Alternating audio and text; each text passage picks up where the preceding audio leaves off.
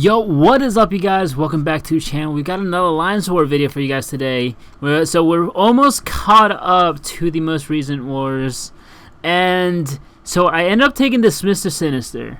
And this Mr. Sinister, I thought I had in the bag. I was like, okay, I'm gonna use Dr. Doom. I'll be fine as far as power gain goes, because he not only has power focus 2, which decreases his power gain above 2 bars of power, but also Dr. Doom has a very great kit for power control. But you'll see later in this video, we actually get cheated. And the first time I looked at the video, I was like, okay, I must have messed up somewhere. But dude, no, I got freaking dicked, bro. I looked at the video, I was like, dude, no freaking way, bro. So you'll see it in the video, and I'll explain it all as well. But essentially, because of the way Stagger works currently, the opponent still gets the buff. It's momentarily, but it's long enough that it affects you, or because of the effect it applies, I don't know. You'll see it, guys. But so far this fight it's looking pretty good. We do have the concussion, which, hey, it's just something we're gonna have to deal with. But as you can see there, he had a stagger, he got the unstoppable for a millisecond, and was able to punish us with an SP1, I believe. That, or we just came in a little too slow. But going for the SP3, and here's where the bullshit comes in. Go for the medium, light, and go for the SP1, and he parries it. I go for a punish. I go to hit him into his block because he still hadn't thrown his special 3. And what I should have been able to do was a medium light attack, because after he gained that unstoppable, he should have gotten it nullified by the Fate Seal, and then he should have a shock, and then which I can just what's it called, heavy attack. And so you'll see it right here. So medium, and then I go for a full 5-hit combo. I get to an SP1, go for an SP1 immediately, and he parries it.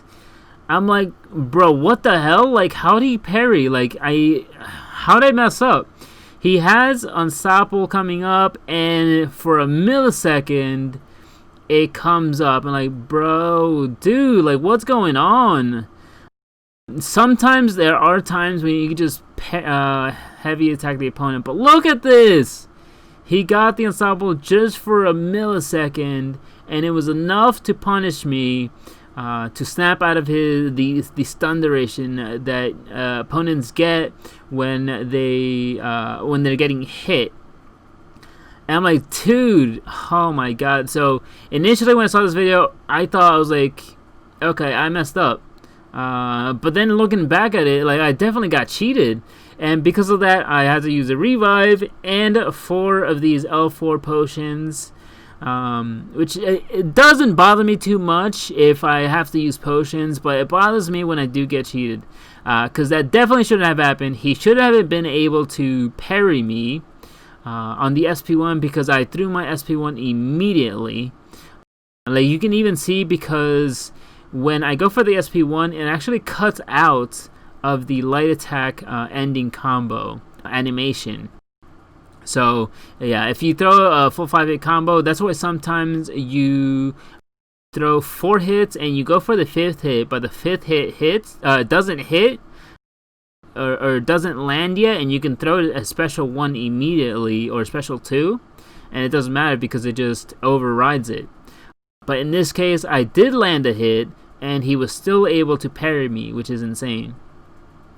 Alright, enough of the rambling and the temper tantrum. We're going on to this Iron Man Infinity War, which I played pretty cautiously for the most part up until the end, which is pretty sad because it was going so freaking well.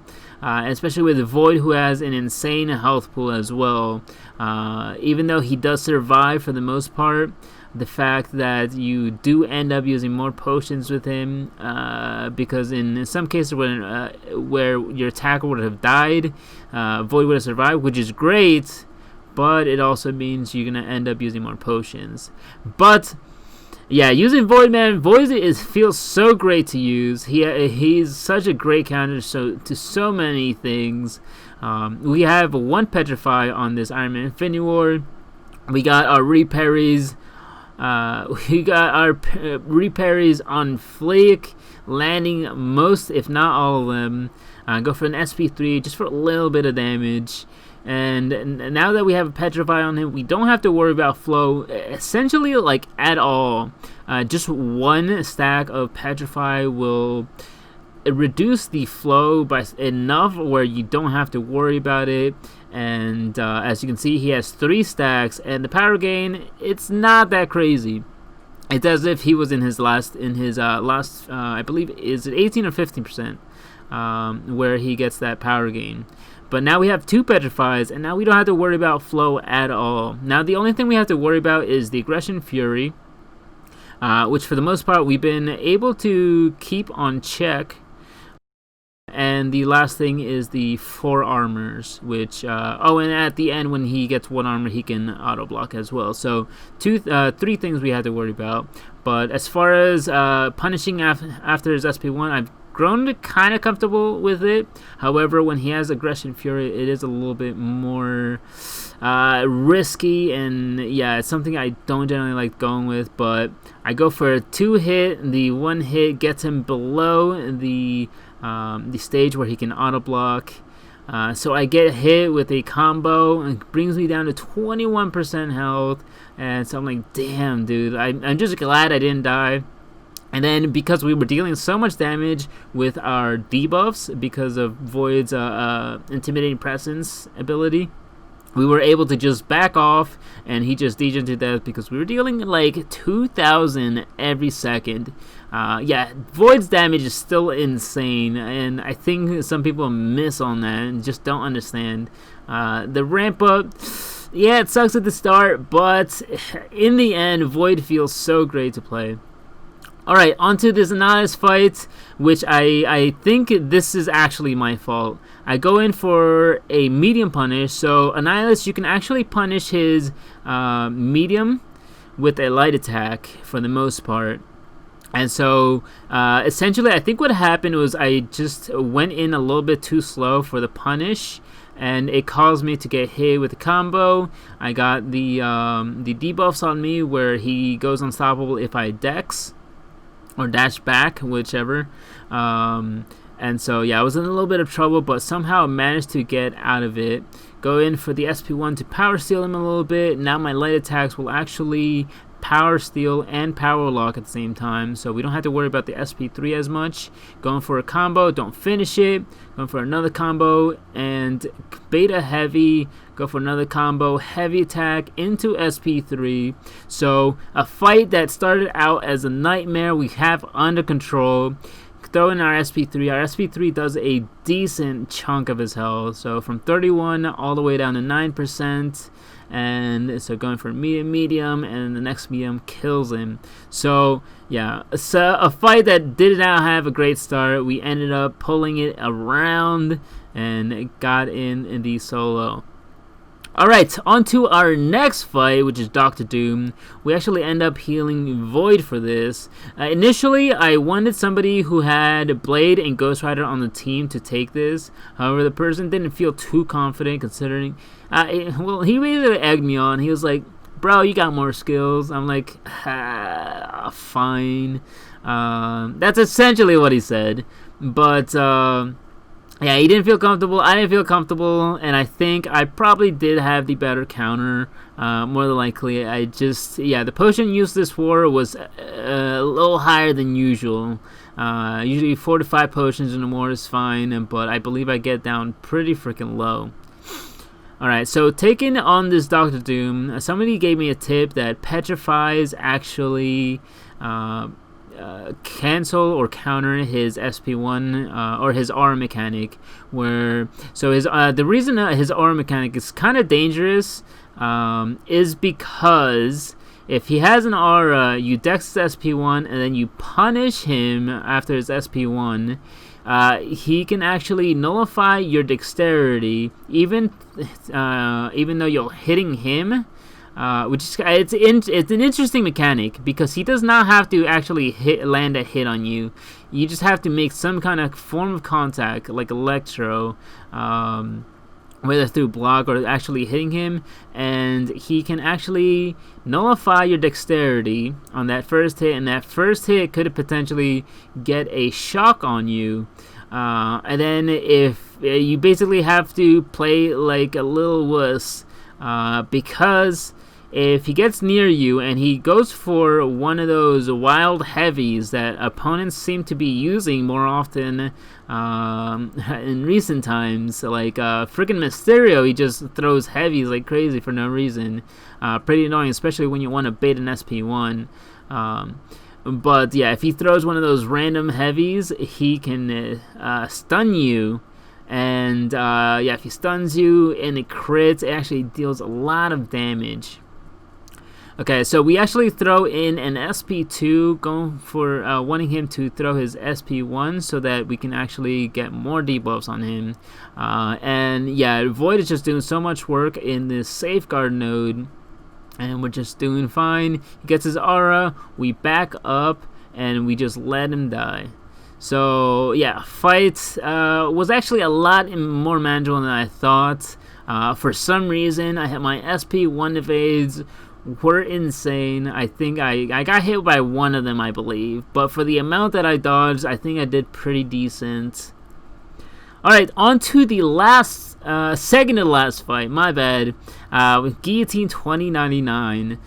This is another obscure game mechanic. So there, I think I'm gonna make a video on like a couple obscure game mechanics that I believe are very helpful to new players, even mid-tier players, and advanced players as well, that I think would help plenty. I don't know, the fact that if a video tanks, it actually kind of ruins my channel. It's just hard to commit to a video like that. But as you can see, I went all the way into the corner. I did not know if my heavy would reach, so to play it safe, I went all the way into my corner, baited a heavy attack, and because of the spacing, well, because there was no space to back up anymore, I didn't have to worry about spacing.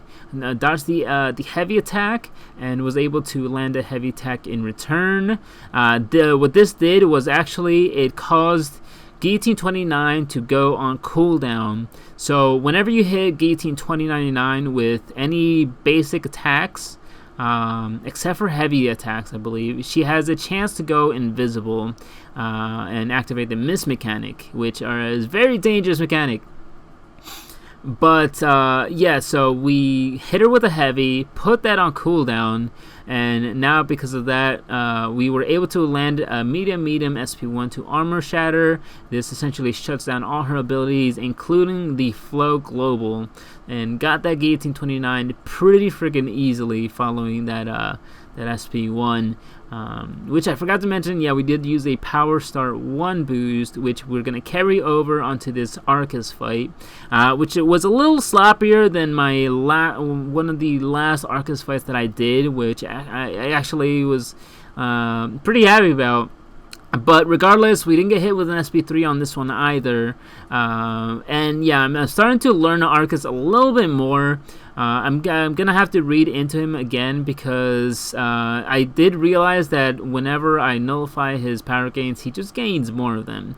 So yeah, just gonna have to read a little bit more on him. I believe when you nullify his power gains, he just gains another one.